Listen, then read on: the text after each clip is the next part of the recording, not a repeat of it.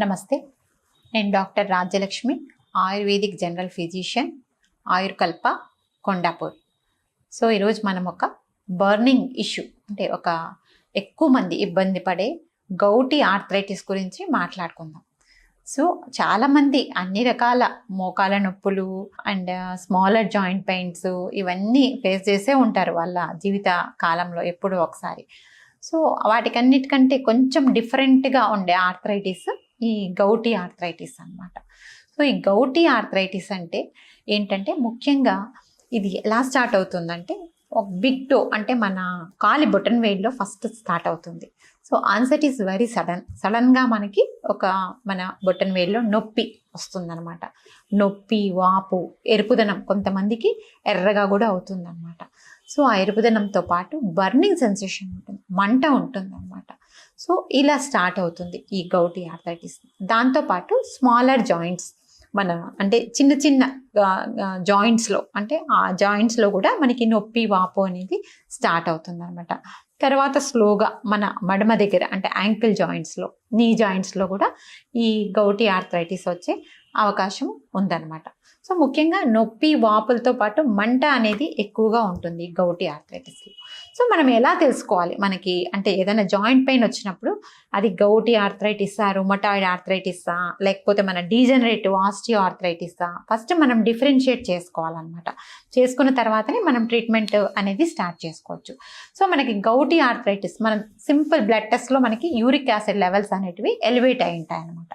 మనం ఒకసారి చూసుకుంటే మనకి యూరిక్ యాసిడ్ పెరిగినప్పుడు మనం గౌటీ ఆర్థరైటిస్గా కొంతవరకు మనము ఒక కన్ఫర్మేషన్కి రావచ్చు. తర్వాత వాళ్ళు చెప్పే సిమ్టమ్స్ని బట్టి దాన్ని బట్టి మనము కంప్లీట్గా డయాగ్నోస్ అవుతుంది మనకి అది గౌటీ ఆర్థరైటిస్ అని. సో ఈ గౌటీ ఆర్థరైటిస్ వచ్చినప్పుడు కొంతమందికి ఆ గౌటీ ఆర్థరైటిస్తో పాటు కొన్ని కిడ్నీ ఫంక్షన్ టెస్టులు కూడా చేయించాల్సి రావచ్చు. అవి కూడా మనం ఒకసారి కిడ్నీ ఫంక్షన్ టెస్ట్ కూడా చూసుకోవాల్సి ఉంటుంది. సో ఈ గౌటీ ఆర్థరైటిస్ వన్స్ కన్ఫర్మ్ అయిన తర్వాత మనం ఎలాంటి ఆహార విహారాలు తీసుకోవాలి, ఎలాంటి ఆహారం తీసుకోకూడదు అనేది చూద్దాం. ముఖ్యంగా వాళ్ళు ఎలాంటి ఆహారం తీసుకోవాలంటే సాత్విక్ డైటే తీసుకోవాలన్నమాట. ఆర్థరైటిస్ ఉన్న వాళ్ళు ముఖ్యంగా గౌటీ ఆర్థరైటిస్లో మనకి ఏంటంటే సాత్విక ఆహారం తీసుకోవాలన్నమాట. ఈ సాత్విక ఆహారం అంటే మనకి దొరికే ఫ్రెష్ ఫ్రూట్స్, వెజిటేబుల్స్ ఇవన్నీ తీసుకోవచ్చు అనమాట వాళ్ళు. సో ఈజీగా డైజెస్ట్ అండి. సాత్విక ఆహారం అంటే మనకు సులభంగా జీర్ణమయ్యే పదార్థాలు అంటే ఎక్కువగా ఆయిల్లో వేపినేటివి, ఎక్కువ క్యాలరిక్ ఫుడ్స్, ఎక్కువగా మనము అంటే కష్టంగా మన మాంసాహారం లాంటివి మన ఇంటెస్టైన్స్ చాలా కష్టపడి జీర్ణం చేసుకునే ఆహారాలన్నిటినీ మనము అవాయిడ్ చేయాల్సి ఉంటుంది అనమాట. సో ఈ సులభంగా జీర్ణమయ్యే ఆహారాలు తీసుకోవాలి. ముఖ్యంగా వాళ్ళు ఎలాంటి వాటిని అవాయిడ్ చేయాలంటే ముఖ్యంగా ఈ ఉలవలు, మన మినప్పప్పు, ఉద్దిపప్పు అంటాం కదా, ఈ మినప్పప్పు అనేది అవాయిడ్ చేయాలి.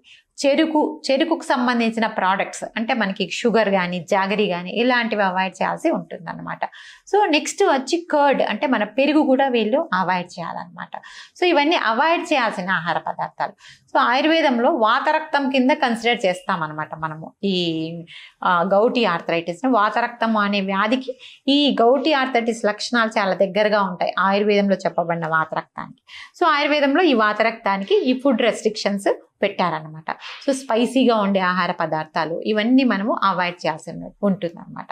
సో ముఖ్యంగా ఆకుకూరలలో, కూరగాయలలో కూడా కొన్ని చేర్చుకోవాల్సినట్టు ఉండే మనము ఈ పొట్లకాయ, బీరకాయ, కాకరకాయ లాంటివి రెగ్యులర్గా వాళ్ళు తీసుకుంటే ఈ చేదుగా ఉండే వెజిటబుల్స్ తీసుకోవడం వల్ల రక్తం అనేది ప్యూరిఫై అవుతుంది.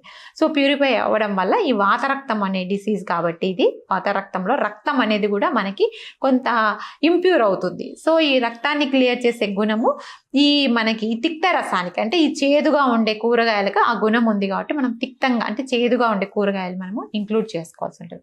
ముఖ్యంగా ఇది ఆహార విషయానికి వస్తే నెక్స్ట్ విహార విషయానికి వస్తే మనం అంటే విహారంలో మన లైఫ్ స్టైల్లో ఏం చేంజెస్ చేసుకోవాలి. ఓకే, మనకి జాయింట్ పెయిన్స్ వచ్చాయి, అది గౌటీ ఆర్థరైటిస్ అని మనకి కన్ఫర్మ్ అయిపోయింది. వెంటనే ఏంటంటే మనం రెస్ట్ తీసుకోవాలి అని చాలామంది అనుకుంటూ ఉంటారు ఆర్థరైటిస్ వచ్చినప్పుడు. ఇక్కడ ఒక చిన్న పాయింట్ ఏంటంటే మనకి ఎంత రెస్ట్ అవసరమో అంతే మూమెంట్స్ కూడా అవసరం మన జాయింట్స్లో. సో మనము రెస్ట్ ఇస్తూనే చిన్న చిన్న ఎక్సర్సైజెస్ లైక్ వాకింగ్ అనేది మనము చేయొచ్చు అనమాట. సో అలానే కూర్చొని ఉండడం, ఎక్కువ రెస్ట్ తీసుకోవడం వల్ల కూడా మనకి ఆ జాయింట్స్లో స్టిఫ్నెస్ అనేది పెరుగుతుంది అనమాట. అంటే జాయింట్స్ రెస్ట్రిక్ట్ చేయబడతాయి. సో కాబట్టి చిన్న చిన్న మూమెంట్స్ మీరు చేసుకుంటూ ఉండాలి. సో ఇది ఒక విహారంలో మనం చెప్తామన్నమాట. రెస్ట్ ఎంత అవసరమో రెస్ట్ తీసుకుంటూనే చిన్న చిన్న మూమెంట్స్ కూడా మీరు జాయింట్లో చేయండి. So next coming to the మనము ఔషధానికి వస్తే ఆయుర్వేదంలో చాలా రకాల ఔషధాలు, చాలా రకాల ఉపకర్మలు, పంచకర్మలు చెప్తారనమాట ఈ వాతరక్తానికి. సో మన చిన్న చిన్న ఔషధాల విషయానికి వస్తే మనము గుగ్గులు లాంటి ప్రిపరేషన్స్ మనము ఈ వాతరక్తంలో, ఈ కైశోర గుగ్గులు లాంటి గుగ్గులు ప్రిపరేషన్స్ మనము ఇస్తూ ఉంటాం అనమాట ఈ వాతరక్తంలో. అంతేకాకుండా కొన్ని దారలు, కొన్ని కషాయ దారలు, ఆ ఇన్ఫ్లేమ్ అయిన జాయింట్స్, అఫెక్టెడ్ జాయింట్స్ మీద కొన్ని కషాయ దారలు, కొన్ని ఎక్స్టర్నల్ అప్లికేషన్స్ అంటే ఆ మంట వాపు తగ్గించడానికి ఎక్స్టర్నల్గా వేసే పూత మందులు అయితే ఎక్స్టర్నల్గా అప్లై చేసే ఆయిల్స్ వల్ల కొంతవరకు రిలీఫ్ వస్తుంది. సో వీటన్నిటితో పాటు మనం ఒక చిన్న హోమ్ రెమెడీ అంటే మీకై మీరు చేసుకునే ఒక చిన్న హోమ్ రెమెడీ కూడా మనము దీంట్లో చెప్తామన్నమాట. అదేంటంటే మనము ముఖ్యంగా ఈ వాతరక్తానికి ఒక డ్రగ్ ఆఫ్ చాయిస్ కింద ఆయుర్వేదంలో గుడూచి, టినోస్పోరా కార్డిఫోలియా, తిప్పతీగ గురించి చాలా ప్రాముఖ్యంగా చెప్తారనమాట. ఈ గౌటీ ఆర్థరైటిస్ తగ్గించడానికి ఒక వైటల్ రోల్ ప్లే చేస్తుంది మన గుడూచి అంటే మీ తిప్పతీగ. సో తిప్పతీగ తెలియని వాళ్ళు ఉండరు. టినోస్పోరా కార్డిఫోలియా అంటే మనకి పేరులోనే ఉంది. కార్డిఫోలియా అంటే హార్ట్ షేప్లో లీవ్స్ ఉంటాయి. చాలా మందికి ఈ కరోనా పీరియడ్లో చాలా మంది ఈ తిప్పతీగ కషాయం తెచ్చుకొని తాగే ఉంటారు అందరు చాలా మంది.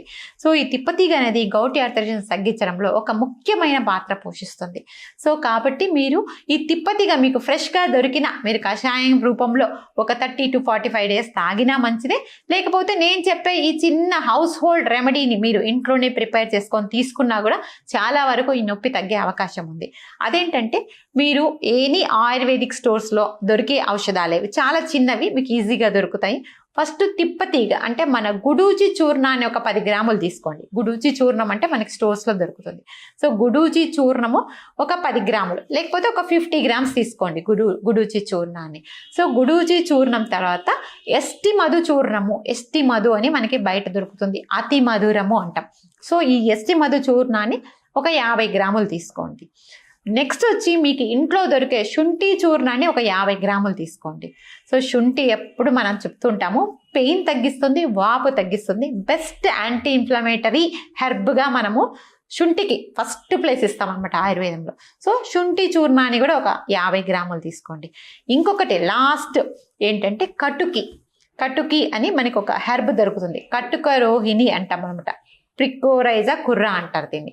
సో ఈ కట్టుక రోహిణి కూడా ఒక 10 గ్రాములు తీసుకోండి. సో 4 ఇంగ్రీడియంట్స్ మనకి ఇక్కడ గుడూచి, శుంఠి, ఎస్టి మధు, కట్టుక రోహిణి.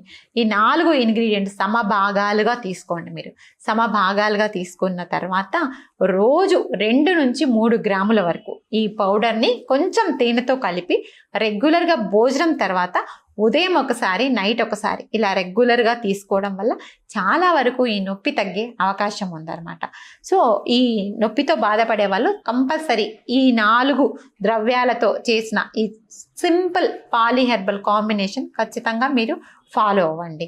అంతేకాకుండా కొంతమందికి మంటలు ఎక్కువగా ఉంటాయి. అంటే ఈ జాయింట్ పెయిన్స్ ప్లేస్లో అంటే ఆ ఇన్ఫ్లేమ్డ్ జాయింట్స్లో మంటలు కూడా కొంతమందికి వస్తూ ఉంటాయి. అలాంటి మంటలు వచ్చేవాళ్ళు పిండ తైలము లాంటి ఒక తైలాన్ని మనం బయట ఎనీ ఆయుర్వేదిక్ స్టోర్స్లో పర్చేస్ చేసి కూడా మీరు ఎక్స్టర్నల్గా అప్లై చేయడం వల్ల ముఖ్యంగా ఈ గౌటీ ఆర్థరైటిస్లో వచ్చే పెయిన్స్, వాపు అనేది మనకి తగ్గుదల పట్టడంలో ఈ పిండ తైలము బాగా ఉపయోగపడుతుందంట. సో చిన్న రెమెడీస్ మన చేతిలోనే ఉంది, మనం ట్రీట్మెంట్ చేసుకున్నాం. దీంతో పాటు వ్యాధి ప్రబలకుండా మీరు అప్పుడప్పుడు కొన్ని అవసరమైన టెస్టులు చేయించుకోండి.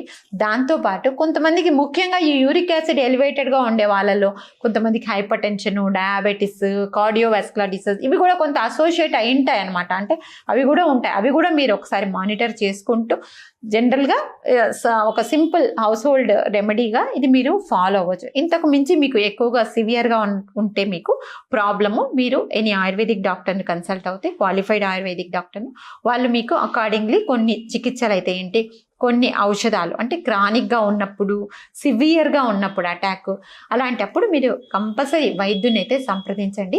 సో వైద్యుల సలహా లేనిది ఏ మెడిసిన్ కూడా మీ ఓన్గా తీసుకోవద్దండి. ఇది నేను చిన్న హౌస్ హోల్డ్ రెమెడీగా చెప్పాను. ఇది ఒక 30 days to 45 days మీరు హ్యాపీగా వాడుకోవచ్చు. ఇది వాడిన తర్వాత కూడా నొప్పి అలానే ఉంటే మీరు వైద్యులను సంప్రదిస్తే దానికి సంబంధించిన కరెక్ట్ మెడిసిన్స్ అయితే ఏమి, కొన్ని ఉపకర్మలు పంచకర్మల ద్వారా ఈ డిసీజ్ 100% మనకు క్యూర్ ఉంటుంది అనమాట. Thank you.